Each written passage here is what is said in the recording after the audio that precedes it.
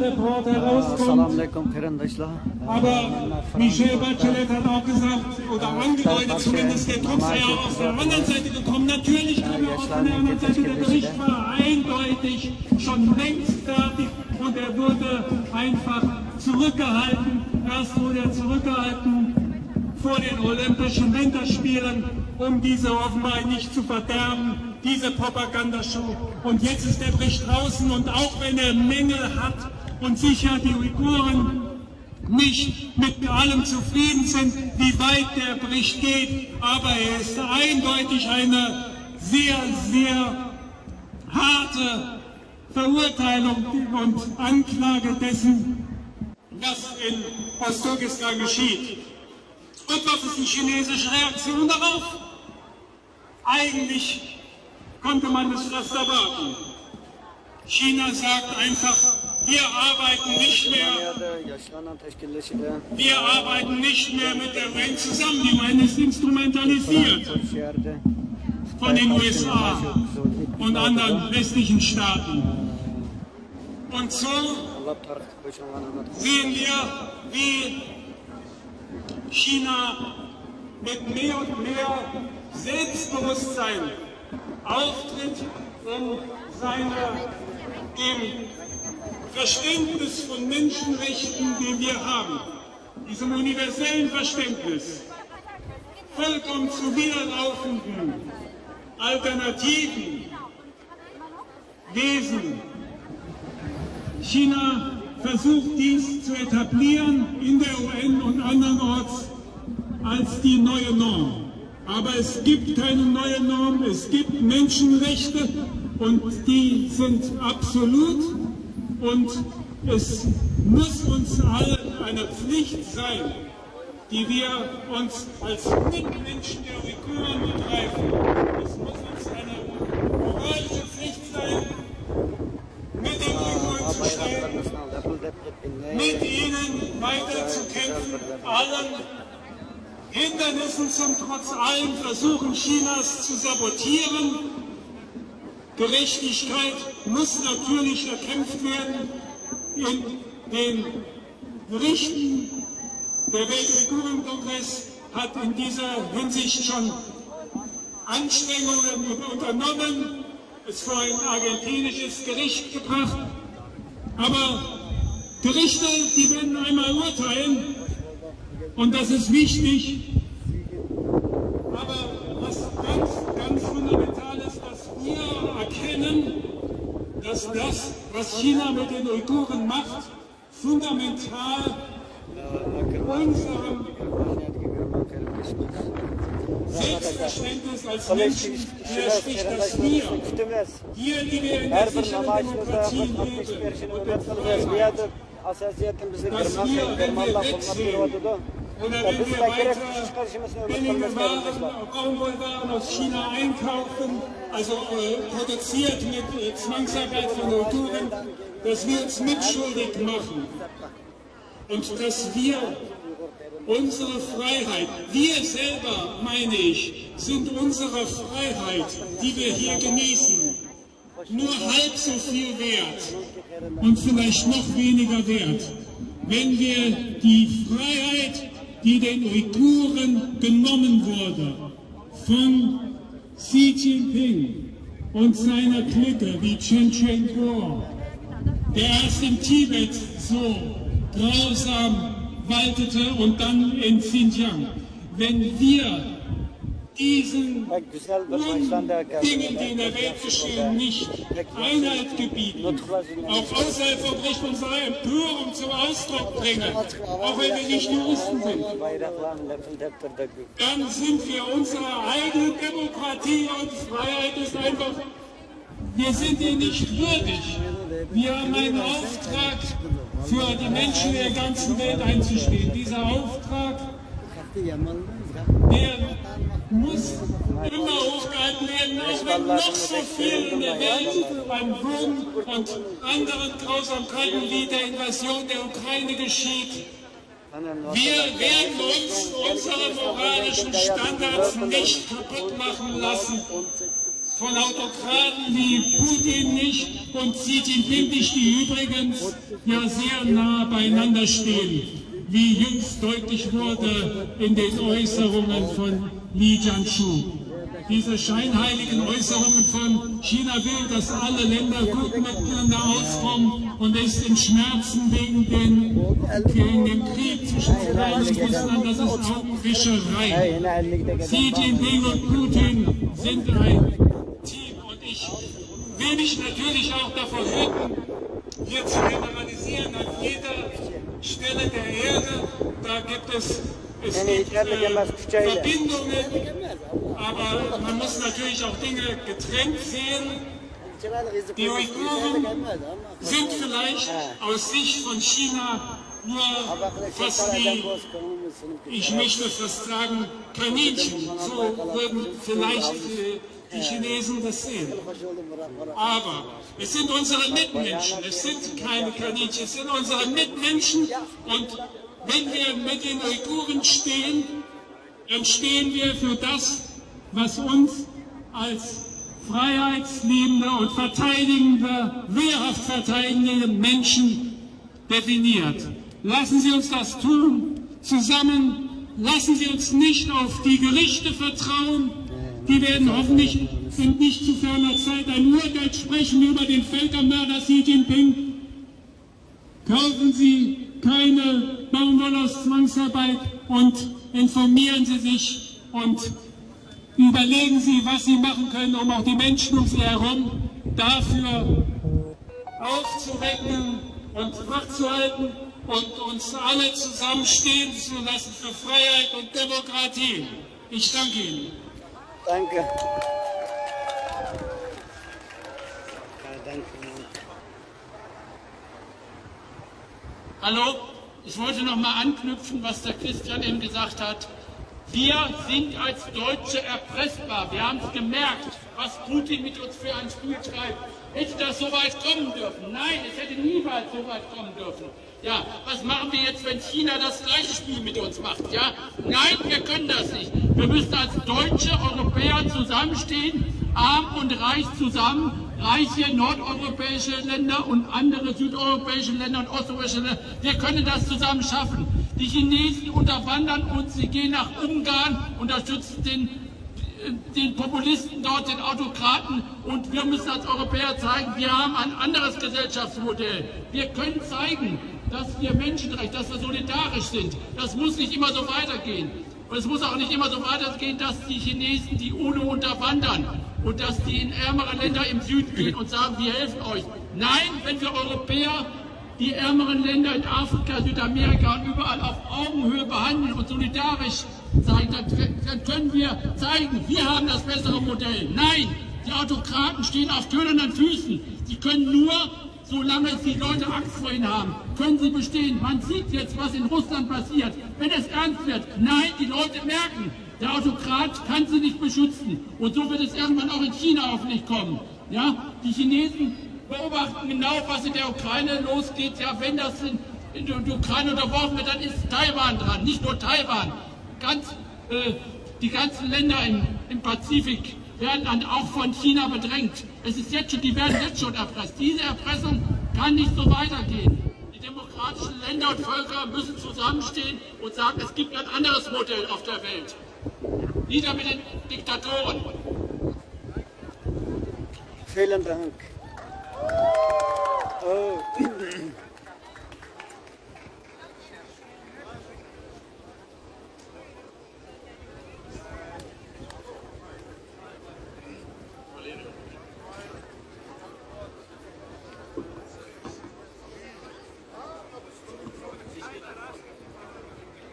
So, hallo zusammen. Ich arbeite für die Internationale Gesellschaft für Menschenrechte hier in Frankfurt. Wir haben unseren Sitz ein bisschen weiter hinten raus. Wir waren eben gerade auf der Iran-Demo, wo die Menschen gegen den Diktator und den Gottesstaat auf die Straßen gehen im Iran. Heute, während wir hier reden, gehen tausende Menschen im Iran auf die Straßen. Die haben dort seit Jahrzehnten eine Diktatur. wo andersdenkende Minderheiten, religiöse, sexuelle, ethnische unterdrückt werden. Und warum sage ich das? Weil wir vielleicht auch Solidarität die Flagge für dich halten und aller Minderheiten in China werden Minderheiten unterdrückt und sie werden in Gefängnisse gesperrt. Das haben wir eben gerade schon gehört. Wirtschaft wird genutzt, um uns Deutsche, oder nicht nur die Deutschen, sondern in Europa und den Rest der Welt erpressbar zu machen. Wir haben große Wirtschaftskonzerne, die in China tätig sind, und wir sind nicht gegen Wirtschaft, aber wir sind dafür, dass die Regierung ganz deutlich widerspricht, was in Xinjiang passiert. Dass sie sich ganz deutlich positioniert, was in Hongkong passiert. Und ich möchte das aufgreifen, Taiwan wird zeigen, inwieweit der Westen entschieden ist, für Menschenrechte und für Freiheit einzutreten. Tausende, Zehntausende, Hunderttausende in den Umerziehungslagern, sogenannten Umerziehungslagern. Das ist ein Euphemismus. Menschen werden gequält, gefoltert und ihrer Identität beraubt. Den Menschen in Xinjiang wird verboten, ihre eigene Sprache zu sprechen oder in ihrer Sprache zu unterrichten. Es gibt Gesichtssoftware, es gibt eine elektronische Überwachung. Freiheit ist dort für die Menschen nicht mehr gegeben. Und deswegen sind wir heute hier gemeinsam. Wir unterstützen diesen Kampf um Freiheit, um Würde, um eine eigene Identität in der chinesischen Diktatur. Die Kommunistische Partei Chinas, die gibt sich heute toll und offen und modern, aber sie ist ein Vernichtungsapparat, der seit Jahrzehnten Hunderttausende Menschen auf dem Gewissen hat. Und ja, ich gebe nochmal den Appell weiter, überlegen Sie sich, überlegt euch, wie weit wir mit einem solchen Land, nicht mit dem Land, aber mit dieser Regierung kooperieren können, wie weit wir da mitgehen oder wo wir uns positionieren, mit welcher Stimme wir für Menschenrechte eintreten. Ja, und an dieser Stelle möchte ich meine kleine Rede beenden. Ich danke allen, die da sind, gebt das an eure Abgeordneten weiter. Wir leben in einer Demokratie, in der wir an unsere gewählten Abgeordnete unsere Wünsche auch antreten können. Wir können sagen, bitte setzt euch dafür ein, dass eine deutsch-chinesische Wirtschaftskonferenz, wie vor kurzem hier in Frankfurt, nicht so stattfinden kann, ohne dass dort über Menschenrechte gesprochen wird. Wir waren vor ein paar Wochen an einem Tagungsgelände, wo die deutsch-chinesische Wirtschaftskonferenz stattgefunden hat. Menschenrechtsvertreter durften nicht kommen. Denen wurde persönlich abgesagt, teilzunehmen. Und das ist unser Brand. Es gibt keinen Wandel durch Handel, wie es viele Menschen hier im Westen immer wieder gesagt haben. Das sehen wir auch in vielen anderen Diktaturen dieser Welt. Die Machtelite profitiert von den Geschäften, die sie mit uns im Westen machen, und die Menschen in den Ländern werden unterdrückt. Auch in Kuba aktuell sehen wir dasselbe. Menschen gehen auf die Straße, nach Jahrzehnten Diktatur durch die Castro-Familie. Viele weitere Länder, wir können nicht alle aufzählen. Ja, ich unterstütze euch und mache euch Mut, macht weiter, gebt eure Stimme den Verfolgten, den Unterdrückten. Alles Gute und danke. Vielen Dank.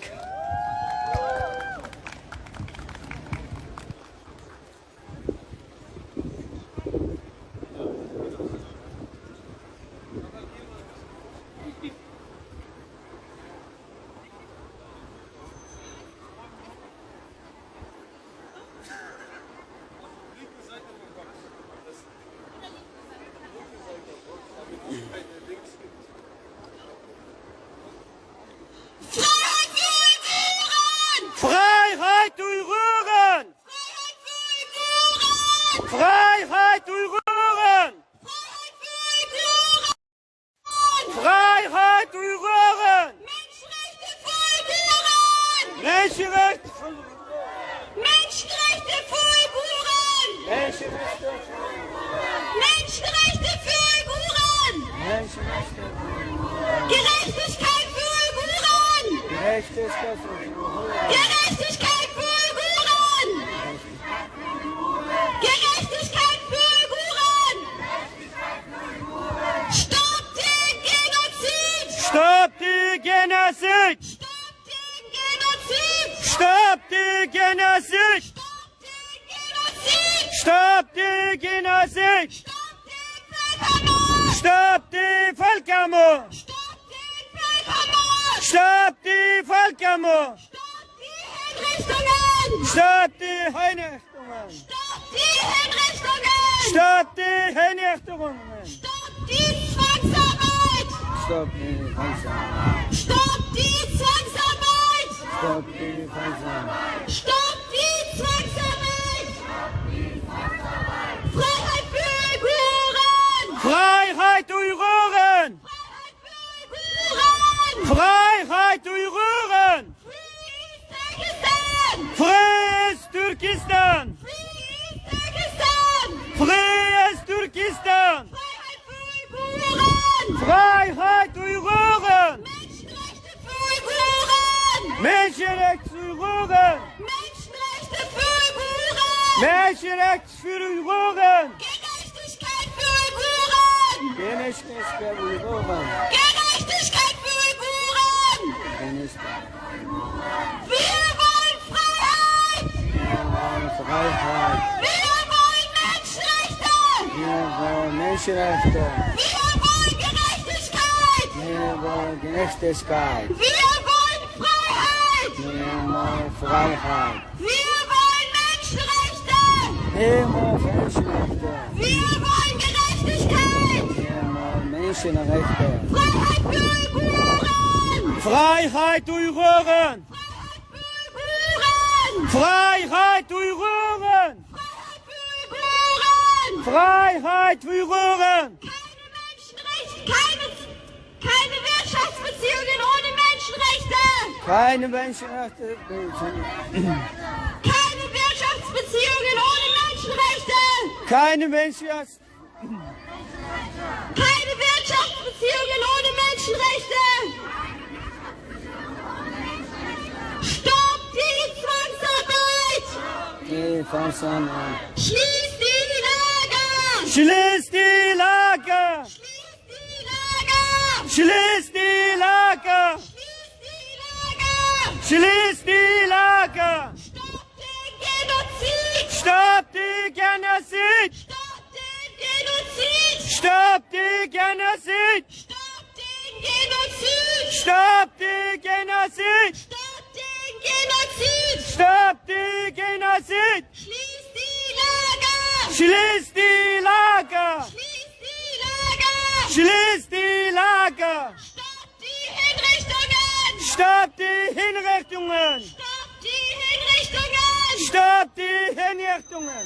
Freiheit für Uiguren! Freiheit Uiguren! Freiheit für Tibet! Freiheit für Tibet! Freiheit für Hongkong! Freiheit für Uiguren! Freiheit für Uiguren! Freiheit für Tibet! Freiheit Tibet! Freiheit Freiheit Hongkong! Hongkong! Mann. Ha? Oh, ya tuh aja sih. Oh ya bersuatu. Aylık okuyduğun resim kısmı. Abayım sizge yollab bergan. Bana yollab verdiniz mi? Ay şu onun olsun. Hallo, mein Name ist Halli. Ich bin 19 Jahre alt und wohne in München. Wie viele hier andere konnte ich meine Heimat auch noch nie mit eigenen Augen sehen. Seit 2019 kann meine Mutter meine Familie auf keine Art und Weise kontaktieren. Wir haben keine einzige Gegenzeichnung von unseren Verwandten ausdruckstein. Könnten Sie sich das vorstellen, dass Ihre Familie seit über einer Zeit keine Lebenszeichen von sich gibt, weil es in einem Land lebt, was 24/7 von der Regierung kontrolliert wird? Die Menschen in Ostturkestan leben in Angst. Angst davor umgebracht zu werden. Wegen Gründen, die wir hier als normal ansehen. Die wir hier normal ansehen, einen Bart oder einen Kopftuch zu tragen. Jetzt bereit Grund genug, um dort festgenommen zu werden. Freiheit wird dort nicht als selbstverständlich gesehen wie hier in Deutschland. Man könnte auch sagen, dass man als Uigur oder Uigurin gar keine Freiheit in seinem eigenen Land hat. In seiner eigenen Heimat. Die Uigur oder Uigurinnen werden 24/7 mit Kameras überwacht und aufgenommen. Alle Uiguren und Uigurinnen müssen eine bestimmte Apps auf deren Smartphone installiert haben, durch die Stadt die ganze Chatverläufe, Bilder oder Anrufe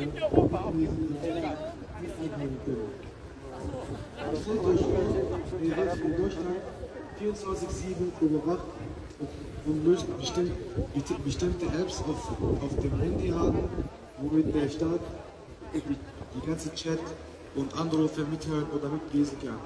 Könnt ihr das vorstellen? Könnt ihr das vorstellen, so eine Liebe zu haben? Ich glaube nicht. Dankeschön. Vielen Dank.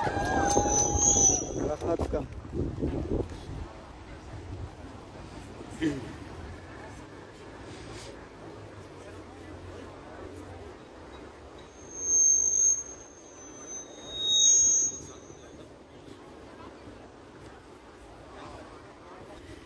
Ja, hallo. Ich habe ein Gedicht geschrieben, das die Situation widerspiegeln soll, die viele Uiguren in Osttürkestan erleben. Und mein Gedicht heißt Der Traum von vielen.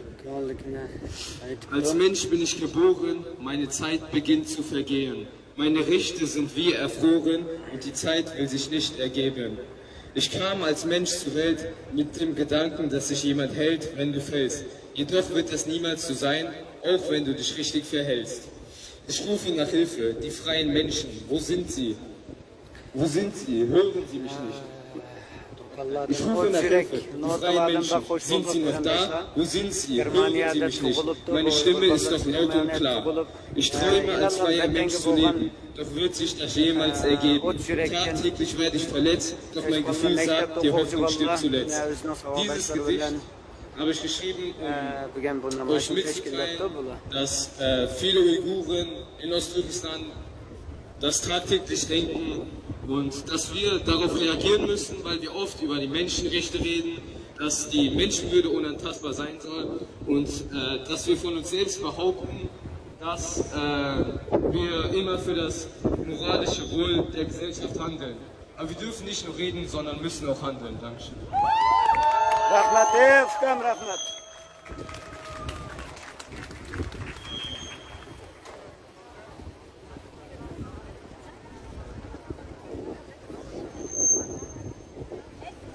Anen.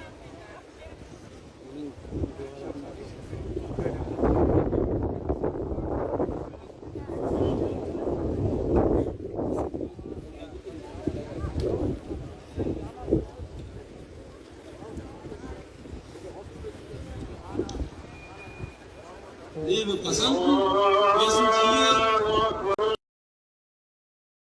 um die Uiguren. Es geht um Tibeter, es geht um Hongkong und es geht um Taiwan, es geht um Demokratie. Wir sind hier, weil wir für unsere Werte stehen. Weil wir sehen Ungerechtigkeiten, wir sehen Völkermord, wir sehen lauter willkürliche Gefangene ohne irgendwelche Begründung, ohne irgendwelche rechtliche Prozesse. Und wir sind sehr besorgt davon, dass das auch irgendwann nach Europa kommen kann. Weil China ist so mächtig und sie tun sich mit den ganzen diktatorischen, autokratischen Staaten zusammen und versuchen, die demokratischen Länder zu stürzen, indem sie wirtschaftliche Kriege aufbauen, indem sie Informationskriege aufbauen Uygurlar und için so weiter. her cümle gün Und namaz kılırken wir machen uns Müslüman gerade sehr viele Müslüman Gedanken darüber, wie sich das entwickeln wird Ben Türkiye'nin nach 20 Jahren, nach 10 Jahren hier in Europa. Da die Probleme, was in China betrifft, was an Uiguren, an Tibeter betrifft, das wird in der Welt nicht so sehr angeprangert. Es wird doch in der Politik gesprochen, aber umgesetzt wird hier gar nichts. Es muss eine harte Wirtschaftspolitik kommen und eine harte Boykott zu China. Und es ist auch sehr wichtig, dass man keine Know-how-Technologien an solchen diktatorischen, kommunistischen Staaten verkauft. Weil somit verkaufen die westliche Welt ihre eigene Zukunft. Dann ist es so, dass man nach 10 Jahren abhängig von China ist. Natürlich, wir sind jetzt auch abhängig, aber wir können immer noch, wenn wir die Wille haben, von der Abhängigkeit austreten. Aber nach 10 Jahren ist es so, dass man das nicht mehr austreten kann. Und das ist sehr traurig, weil wir Menschen, wir Aktivisten sehen ja, dass sehr wenige Menschen sich mit solchen Fragen, mit solchen Szenarien sich beschäftigen. Da ich als Uigure hier aufgewachsen bin und in 2 Systemen ich schätze sehr die Demokratie. Weil wir haben hier die Redefreiheit, wir können unsere Meinung dran äußern und wird nicht von irgendwelchen Diktaturen rumbefehlt. Und so eine schöne Demokratie sollte auf jeden Fall erhalten bleiben. Und dafür müssen wir in ganz Europa, die ganzen Menschen, die in Demokratie leben, für ihre Werte stehen und ihre Werte schützen. Und wenn wir diese Werte nicht schützen können und wenn wir sehen, dass hier jemand geschlagen wird und wenn wir nur zugucken, dann sind wir mitschuld. Da sind wir mitschuld, wenn der geschlagen hat, dann wenn er mächtiger wird. Weil wir haben ihn nicht richtig in Zeit aufgehalten. Und deswegen appelliere ich nochmals an Politiker, an die Mitmenschen, die chinesischen Produkte zu boykottieren und den Umgebungen so viele Informationen wie möglich an die Umgebung, an Freunde, Verwandten weiterzugeben, damit sie sich informieren. Was für eine Welt, was für eine Regierung ist die chinesische Regierung? Und in was für eine Welt leben wir? Was müssen wir machen? Ist es ein Zeitpunkt gekommen, um die Demokratie zu schützen? Weil das sind solche wichtigen Fragen, die wir müssen uns in dieser Zeit stellen. Weil im 21. Jahrhundert existiert immer noch Kriege, Elend, Konzentrationslager. Und wenn das so weitergeht und wenn da keine Strich gezogen wird, dann, ich weiß auch nicht, wie das im Endeffekt aussehen wird. Deshalb boykottieren wir die China und wir appellieren auch an die deutsche Regierung, dass sie mit dem Wirtschaft